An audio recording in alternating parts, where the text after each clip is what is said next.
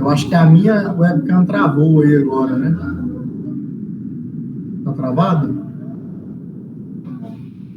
Tá, pra mim tá. Ixi, travou com os dentinhos. Aqui.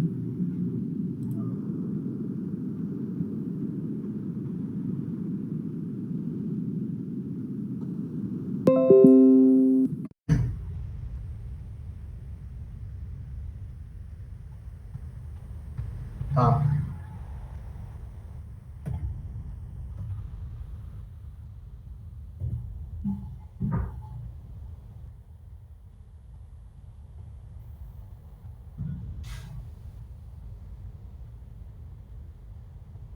Gente, a minha câmera hoje tá uma benção aqui. Toda hora ela trava aqui.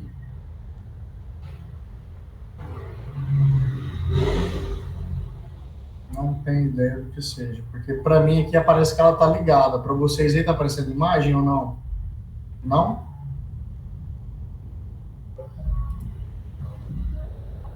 Não sei o que é. Bom, enfim, eu vou dar sequência aqui, que eu vou ter que colocar aqui a parte do material aqui na tela inteira e a gente vai seguir de onde a gente parou na aula passada. Apareceu aí para vocês aí o PowerPoint? Apareceu. Beleza. Então tá, deixa eu só pôr em modo de apresentação aqui. Nós discutimos na última aula, foi até atrito, não foi? A gente ia começar a falar aqui do método aqui do Denner, e hoje seria o DENIT, é isso? Galera, vocês conversam comigo, porque eu não estou vendo vocês agora, não. Eu estou com uma tela só aí. Sim, senhor! Ah, que bom. Perguntar vocês respondem. Vocês ficam com malcriação, não. Meus vizinhos estão dando festa, não dá tempo para ligar o microfone toda hora. Não. Fala para esses vizinhos, você não é de fazer festa, não. Tá na pandemia. Uai, pois é, parece que eles mudou o dia do feriado aqui, não aguento, não. Tá doido. Então tá, vamos lá, pessoal. Vai ter um pouquinho de barulho de carro, porque eu tô num lugar meio barulhento aqui, mas dá pra gente seguir aqui numa boa. Então tá, olha só. Nós temos aí, então, como método também, para cálculo, né, nessa parte de estradas aí, a condição do DENIT, né, que seriam essas condições aí que nós temos, né, atualmente aí, do Departamento Nacional de Infraestrutura de Transportes Terrestres aí, né. Então temos essa parte aí. Que fazem as legislações. E para nível de órgão federal, nós temos aí o DENIT, né? Bom, tínhamos antigamente o DENER, que é o Departamento Nacional de Estradas e Rodagem, que hoje ele se transformou no DENIT. As normas para o projeto de estradas e rodagem, elas colocam as condições de distâncias mínimas de frenagem. Hoje, quando a gente pega o Código de Trânsito e vai analisar esse Código de Trânsito, a gente olha diretamente e vê o seguinte, que o Código de Trânsito, ele diz que dentro das vias urbanas, a gente tem uma distância de segurança do veículo que está à nossa frente, que é de 10 metros, né? Então, por que esses 10 metros? Normalmente, as vias dentro do perímetro urbano, você trafega nelas a uma velocidade de 40 km por hora. Dentro dessa condição, então, de estar a 40 km por hora, se torna, então, factível, né? E até mesmo passivo de acontecer a distância de frenagem ali, né, do obstáculo, tá bom? Então, dentro dessas condições aí, nós temos algumas letrinhas a serem analisadas. Esse DP maiúsculo, né, que seria a distância toda aqui que você tem a percorrer, né, durante a frenagem. E tem o DP minúsculo, tem o DF e o DS. O que seria, então, cada um desses elementos aí pra gente? O DF é a distância total de frenagem, tá? Então, esse é o elemento que nós temos aí para poder chegar, então, a atingir o obstáculo. O DP minúsculo, distância percorrida durante o tempo de percepção. É aquele momento que você olha, quando você olha, o carro não está parado. Você entendeu o que é a situação, que você precisa fazer a frenagem. Então, nesse pequeno tempo, o seu carro ainda está deslocando. Então, seria essa distância percorrida durante o tempo de percepção e reação do motorista. DF, distância percorrida durante a frenagem. Ou seja, pisei no freio, bruscamente, aquela marca de pneu que fica ali no asfalto, né? Digamos isso, para ficar bem claro para vocês o que seria a distância de frenagem. DS seria, então, a distância de segurança. Você freou, parou antes de atingir, então, o obstáculo. Então, o tempo de percepção adotado é de 1 segundo, o tempo de reação é de 1/3 de segundo, né? E V, então, seria a velocidade do veículo. Então, cada um desses elementos aqui que compõem essa formulazinha, né, recomendada pela norma, então, ela tem uma forma de ser calculada. O DP, 4/3 da velocidade, né? O DF é velocidade ao quadrado dividido por 2G vezes F, né? Onde F é aqui um valor considerado aqui de 0,4, tá? É um fator já determinado. G seria a gravidade, 9,8, em alguns casos adota-se 10, tá bom? E velocidade aqui, então, né? Ele colocou aqui que a velocidade em km por hora aqui, dividido por 3,6, para achar a velocidade em metros por segundo. Então, a velocidade normalmente ela é dada em quilômetros por hora. Você transforma ela, então, tem que transformar, tá, gente? Transforma a velocidade em metros por segundo, por quê? Porque a aceleração da gravidade, ela está em metros por segundo ao quadrado. Então, tem que deixar compatível aqui esses elementos, ok? E DS aqui, então, é 1/3 de V, ok? Então, quero que vocês aí, se vocês não anotaram, dá uma atenção especial, então, para essas fórmulas aqui, o que significa, e principalmente essa condição da velocidade entrar, então, em metros por segundo, ok? Dúvidas aí, pessoal? Não? Não.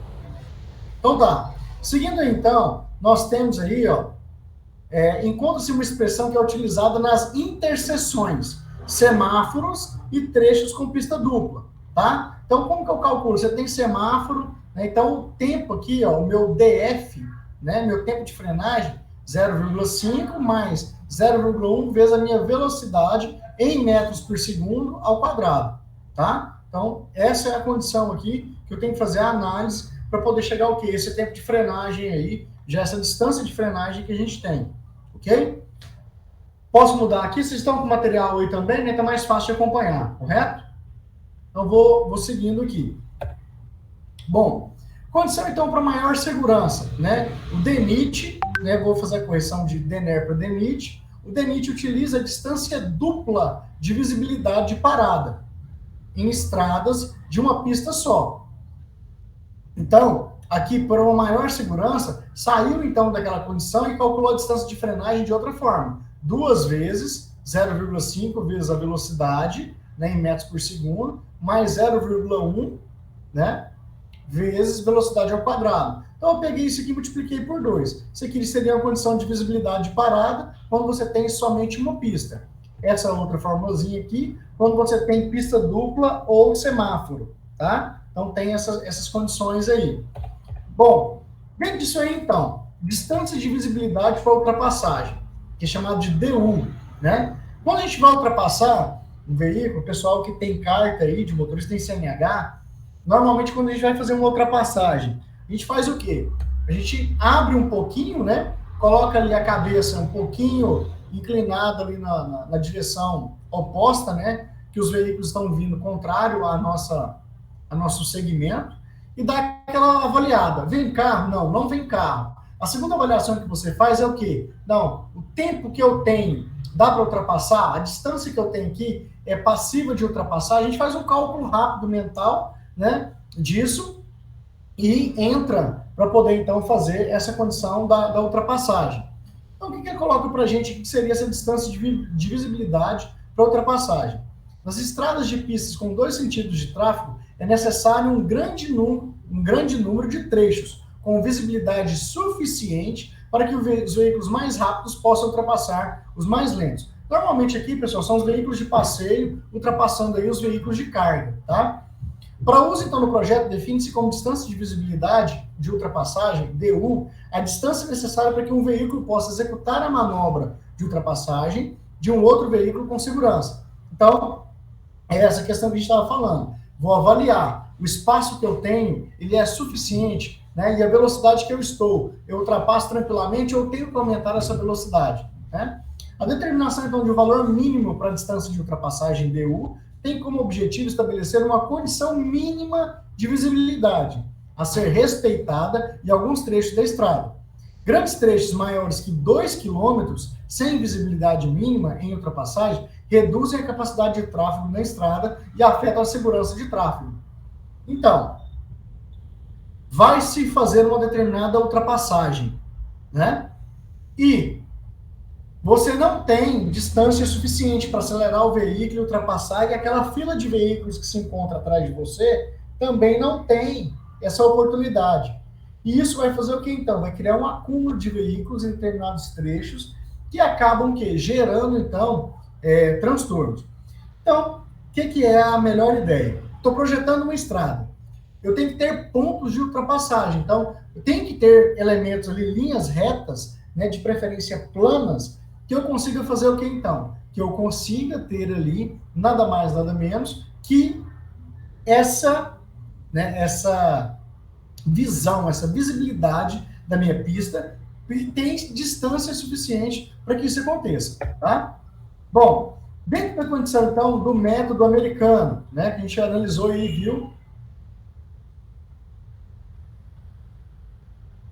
viu esse método americano. O que esse método americano ele propõe para nós? Para a determinação de um valor adequado, DU, é necessário adotar algumas hipóteses de comportamento dos motoristas de veículos nas manobras de ultrapassagem. Quais são essas hipóteses, então? O veículo 2 a ser ultrapassado trafega em uma velocidade constante, V2. Então tá aqui, o caminhão está na sua frente. A gente faz a análise, o caminhão está acelerando, ele está desacelerando, ele está em uma velocidade constante. Então a primeira coisa a gente observa o obstáculo que nós temos a ser ultrapassado, né, o veículo no caso, e se a velocidade que ele se encontra, se essa velocidade ela é constante ou não, se ela é contínua ou não. O veículo 1 que vai ultrapassar, normalmente ele reduz a sua velocidade para a velocidade do veículo 2, ou seja, estou no meu carro, vou ultrapassar um caminhão que está na minha frente. Primeira situação é eu chego logo atrás desse veículo, reduzo a minha velocidade para, logicamente, não chocar com esse veículo, e na sequência eu faço o quê? Eu vou fazer a abertura lateral, né? Ganhar velocidade para poder fazer a ultrapassagem, então, desse veículo, né? Então, o que ele fala aqui para a gente ainda? Quando aparece um espaço suficiente, o motorista gasta um certo tempo de reação e inicia a aceleração do seu veículo para ultrapassagem. Na sequência, o veículo 1 ultrapassa, executando uma manobra pela faixa de tráfego no sentido oposto. Ele acelera o seu veículo durante o tempo de ocupação da faixa esquerda, obtendo uma velocidade média de 16 km por hora, mais alta que a velocidade V2 do veículo ultrapassado. Quando o veículo V1 termina a manobra, voltando à sua faixa de tráfego, haverá um espaço de segurança D3 entre o veículo 3, né, que vem no sentido contrário. Ou seja, o veículo que está vindo na minha direção, quando eu retornei à pista de origem, fiz a ultrapassagem e voltei, eu ainda tenho um espaço de segurança entre o meu carro e o veículo que vem no sentido oposto. Então, isso é exatamente isso aqui, pessoal, ó, na questão de manobra que ele está mostrando para a gente. Veículo 1 chega atrás do veículo 2, certo? O veículo 2 continua deslocando. Então, o veículo 1 faz o quê? Ele se porta à pista oposta, o veículo 2 continua caminhando, o veículo 1 ganha velocidade, ultrapassou, né? Então, vem aqui o veículo 3, né, nesse sentido. Então, essas distâncias, D1, né, D2, D3 e D4. Então, o DU é a somatória de todos esses elementos aqui que nós temos, tá? E aqui nós temos o quê? 1/3 de D2 e aqui 2/3 de D2, a somatória dando, então, o valor completo aqui de D2. Isso do método, né, americano, ok? Então, a gente acabou de mencionar aí que DU é a somatória de todas aquelas distâncias mencionadas ali, então, anteriormente, onde D1 é a distância percorrida durante o tempo de reação e aceleração, em metros. A distância D2, distância percorrida pelo veículo 1 durante o tempo em que ocupa a faixa de tráfego oposta. D3, distância de segurança. E D4, distância percorrida pelo veículo 3 que trafega no sentido oposto, né? E aparece no instante que o veículo 1 acha que não tem mais condições de desistir da manobra. Então, ele tem que acelerar ali mesmo para poder, então, entrar ali e completar esse elemento. Como que eu calculo, então, D1? Cada um desses elementos aqui tem uma formulazinha, então, para a gente poder calcular. D1, ele é dado por quê? 0,278, né? Vezes o tempo 1, né? O tempo aqui da manobra inicial, vezes a velocidade, né? Que eu tenho de ultrapassagem, menos a diferença de velocidade entre o veículo 1 e o veículo 2. Normalmente adota-se 16 km por hora, tá? Normalmente adota aí, então, esse valor, tá bom? O A é a minha aceleração média. T1, tempo, então, de aceleração inicial, que ele é tabelado, já está definido aqui pra gente, tá? Dividido por 2. Então, isso aqui é o cálculo do meu D1. O meu D2, ele é o quê? 0,278 vezes a velocidade, vezes o tempo que o veículo 1 ocupa a faixa oposta. Tempo que você fica ali, então, para fazer a ultrapassagem na faixa oposta, tá? D3, valor tabelado. D4, 2 vezes D2, então preciso calcular o D2 aqui, 2 vezes D2 dividido por 3. Então, é esse aí o valor que nós temos aqui para esses elementos, tá? Então, aqui, os valores que são tabelados aqui, né, que nós temos, né, valores de ultrapassagem média, 56, 70, 34, 99. Então, eu tenho aqui os elementos disso, né, o meu D1, o meu T1, tem aqui, então, cada um desses valores aqui que são necessários aí para a gente poder fazer o cálculo desse DU, ok? Bom, seguindo aí, então, nós temos aqui ainda o método do DENIT, a condição de avaliação para a manobra de ultrapassagem pelo DENIT. O que seria isso, então? O DENIT, então, ele tem algumas nomenclaturazinhas diferentes. DO, DP, DC. DU, então, que é a distância de ultrapassagem, é somatório de DO mais DP mais DC. Então, a somatório de todos esses elementos me geram aqui, então, o meu DU, tá? O que é o D0? Distância percorrida por A, certo? Até o momento que ele faz a observação para fazer o quê? Tomada de decisão na sua ultrapassagem. O meu S é a distância de desvio para entrar e sair na contramão. Então, eu tenho aqui esse trecho que eu entrei. Eu tenho esse trecho aqui que eu entrei. E aqui eu tenho esse trecho que eu saí. Então, esse seria o meu S. Tá? O meu B é o percurso de tempo, né, que ele fica na pista oposta. Seria o tempo que ele gasta desse ponto até esse ponto. Né? É o tempo que ele gasta para fazer isso. Essa manobra aqui, permanecendo com o veículo completo dentro da faixa oposta, tá? E o DP seria a distância percorrida, então, de ultrapassagem, que nada mais é que 2 vezes S mais B, que seriam esses elementos aqui que nós temos. Então, esse seria já o método do DENIT, para quê? Para pista com 2 faixas de tráfego, tá? Dentro disso, então, o que nós vamos ter aí ainda, né? Como a gente pode calcular? TU pode ser velocidade vezes 1,25 mais 0,5 raiz de velocidade dividido pela aceleração. Então, isso aqui também gera o meu DU, eu consigo calcular, sem aquelas distâncias, sem tempo, né? O que eu vou precisar basicamente é aceleração e velocidade, que eu vou estar lançando aqui. E aqui eu tenho umas médias de acelerações para cada velocidade, tá? Se o veículo está a 100 km por hora, quer dizer que a aceleração dele está em torno de 0,6. Se ele está aqui a 80 km por hora, então a aceleração dele está aproximadamente 0,8. 60 km por hora, quer dizer então que ele está com a aceleração aqui equivalente a 1. Então, esses são valores aí aproximados aí que a gente tem para efeito de cálculo, tá?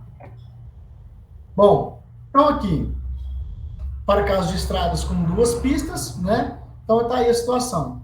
Recomendações da norma para estradas de classe especial. Nós vimos as classes também das estradas, né? anteriormente. Classe especial, pessoal, é aquela que tem maior fluxo, né? São as classes aí que nós temos aí para ela, então, o maior fluxo. Então, projetar a cada 3 km de trecho, né? Projetar a cada 3 km trechos de ultrapassagem. Então, tenho 3 km de pista, tem que ter um espaço ali para ultrapassagem. Ninguém merece ficar andando ali um tempão atrás de um caminhão carregado, né? Então, sem poder ultrapassar. Então, seguindo aí. E até mesmo, pessoal, para não criar aquela ansiedade no motorista, e o motorista vai ficando agoniado com aquilo ali, isso acaba gerando, então, alguns incidentes e acidentes, tá bom? Então, tem essa situação aí. Para determinação da distância dupla de visibilidade de parada, considerar a velocidade maior que de projeto, tá? Então, o projeto meu é 110 km por hora. Para determinação da distância dupla de parada, eu vou considerar, então, 110 km por hora negativo. Eu vou considerar uma velocidade maior que isso. Vou considerar uma velocidade, então, de 130, 140 km por hora, tá? Para poder ter essa condição, então, de determinação. Então, eu calculo aqui o meu V1, sendo que, então, velocidade dividido, então, por 0,75. Ou seja, o que ele está fazendo aqui? Ele está encontrando o V1 em um acréscimo de 25% da velocidade inicial, tá? Bom, seguindo aí, então, tem a questão de encontrar obstáculos quando você está na descida. Na descida tem um monte de coisa já que está forçando ali, né? Está te ajudando a ter mais e mais aceleração. Lembra lá quando vocês estudaram na física mecânica? Vocês não estudavam lá decomposição de forças em blocos? Vocês lembram disso? Mais ou menos, mas lembro. Mais ou menos. Vocês tinham ali um bloquinho aqui, ó, que vocês faziam decomposição dos esforços. Lembra dessa parte? Você pegava aqui, criava um plano cartesiano, colocava, né, Px e Py, mas vocês calculavam Px e Py, certo? Para baixo, nós temos aqui, então, a ação desse esforço, do chamado, então, Px, né, do peso em x. Quando você faz a decomposição da força peso, né, então isso gera para você Py e Px. Px é quem está fazendo o quê? Dando, né, a esse veículo nessa posição, porque se estivesse subindo era o contrário, né? Então, para essa posição, o Px, ele favorece, então, o acelerar desse veículo. Se tivesse aqui uma aclividade, subindo aqui, né? Se tivesse em aclive, né? Essa situação. O que a gente teria aqui, então? Teríamos o Px forçando o meu elemento para trás. Se ele parasse lá no meio da subida, o carro ia por si só voltar e descer. Por que o carro voltaria? Voltaria por incidência, então, dessa força chamada de Px, ok? Então, D0, distância percorrida durante a percepção da reação, DF, distância percorrida durante a frenagem, ok? Tempo de percepção aqui para o método, então, para o método americano, 2,5 segundos, está dentro do método do DENIT também, então D0 é 2,5 vezes a velocidade. Logo, então, a distância percorrida vai ser o quê? 2,5 vezes V, que é a velocidade, mais velocidade ao quadrado, dividido aí por 2 vezes a gravidade, vezes o quê? Eu tenho aqui FL mais ou menos I. I seria inclinação. E o meu FL seria o meu fator de atrito, que eu vi ele lá na semana passada. Beleza? Galera, ficou aqui então os exercícios. Nós temos aí, são 1, 2, 3, 4, 5, 6 exercícios para que fossem feitos aí. Fizeram os exercícios? Sim, senhor, são 7.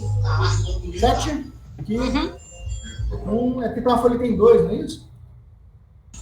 Isso, e um é a última. 2, 3, 4, 5, 6, 7. Isso. 7 exercícios. Beleza. Galera, dessa aula aqui, o que eu quero de vocês? Vou fechar aqui a apresentação.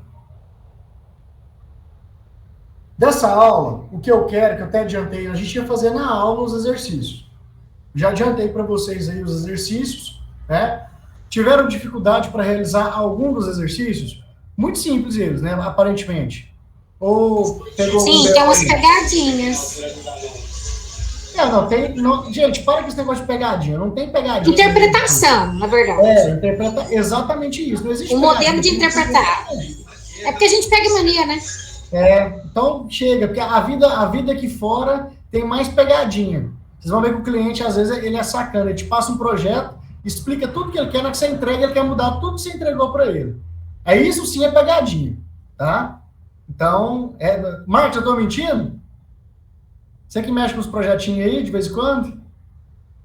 Seu microfone tá desligado. É pegadona. Você perde ali um final de semana inteiro fazendo um negócio, chega lá e mostra pro cara tudo do jeito que ele explicou, do jeito que ele quis. Aí ele resolve mudar tudo. Basta ele mudar uma parede de lugar, um pilar, complica tudo. Desanda a coisa. Aí você tem que refazer o projeto todo. E quando você tá com a obra marcada, furada, concretada a fundação, e o cliente resolve mudar ela? Deslocar a casa inteira. Não, mas isso acontece?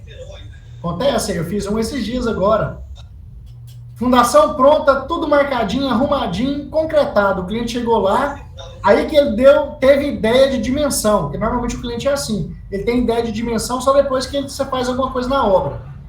E ele viu que os corredores laterais da casa não estavam do tamanho que ele queria. Então, um estava grande demais e o outro estava pequeno.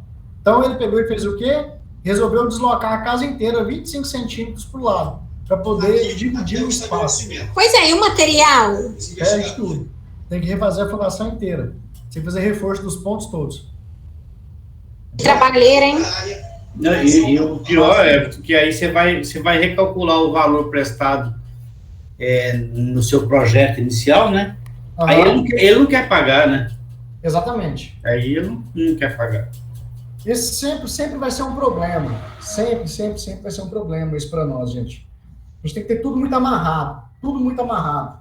Tá? Então a gente tem que... Acho que até na semana da engenharia, eu vou fazer uma proposta de ministrar um mini curso sobre contratos de obra. Para vocês que estão... Nossa, excelente. Vocês não tomarem tanto prejuízo na vida. Né? Não aprender pagando. Então, essa é uma ideia aí para a gente passar isso para vocês. Galera, essa... Só um minutinho.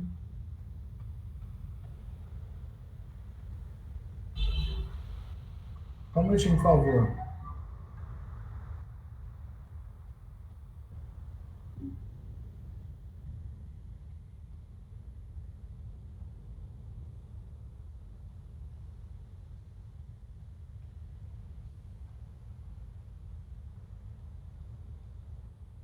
Gente, só fazer uma pergunta aqui, eu fiquei sabendo agora, não sabia. O que aconteceu com o Yuri Humberto? Alguém sabe aí? Alguém colega dele aí sabe dizer?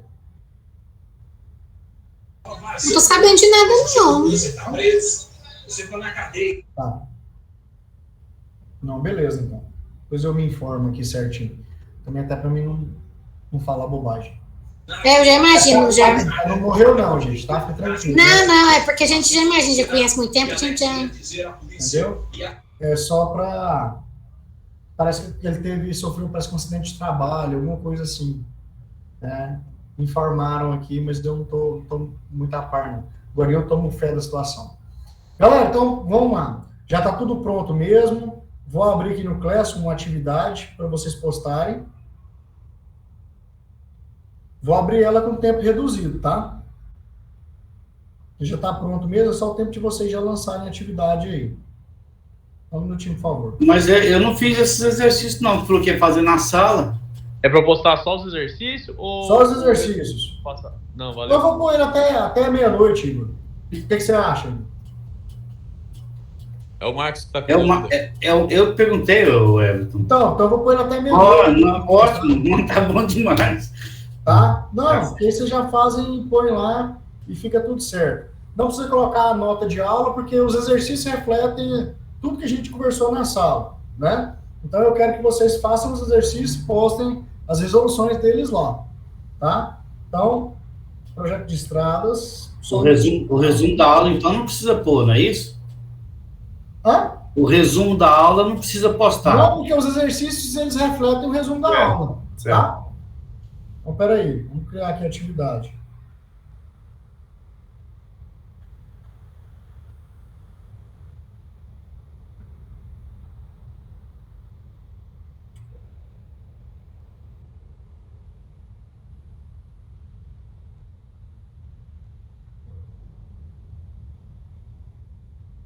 Hoje são 8, 9, 21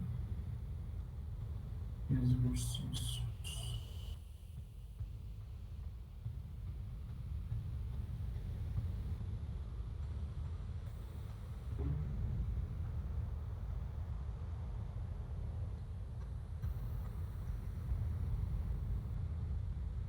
Prontinho, galera, tá liberado lá para vocês lançarem aí essas atividades. Pessoal, alguma colocação sobre esse conteúdo? Não? Então tá. Eu vou mandar para vocês. Deixa eu só ver se eu já mando agora. Deixa eu só abrir aqui.